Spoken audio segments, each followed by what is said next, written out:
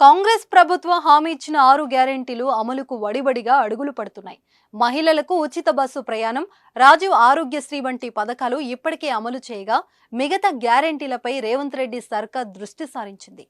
ఇచ్చిన మాట ప్రకారం 100 రోజుల్లోపే 6 గ్యారెంటీలను అమలు చేసే విధంగా ప్రణాళికలు రచిస్తున్నాయి.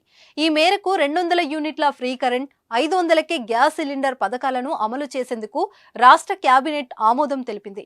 సీఎం రేవంత్ రెడ్డి అధ్యక్షతన ఆదివారం సమావేశమైన మంత్రివర్గం పలు కీలక నిర్ణయాలు తీసుకుంది. గజం కేవలం 26,000 రూపాయలతో 165 గజాల భూమి కేవలం 52 లక్షలు మాత్రమే. టీఎస్ నుంచి టీజీగా మార్చడంతో పాటు రాష్ట్ర గీతంగా జయ జయ హే తెలంగాణకు ఆమోదం తెలిపింది.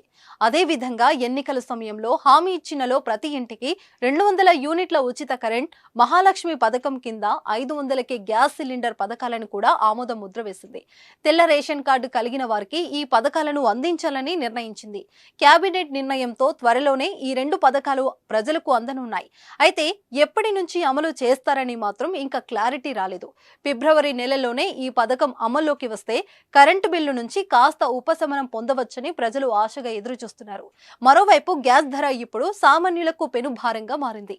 సిలిండర్ 960కు లభిస్తుంది.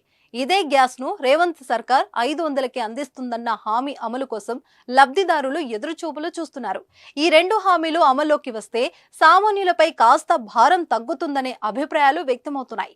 500కే గ్యాస్, ప్రతి ఇంటికి 200 యూనిట్ల ఉచిత విద్యుత్ హామీలు కాకుండా మిగిలిన గ్యారెంటీలను కూడా తొందరలోనే అమలు చేయాలని సీఎం రేవంత్ రెడ్డి భావిస్తున్నారు.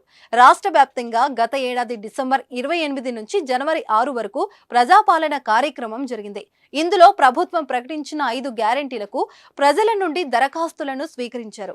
5 గ్యారెంటీలకు మొత్తం 1,09,12,155 దరఖాస్తులు వచ్చాయి.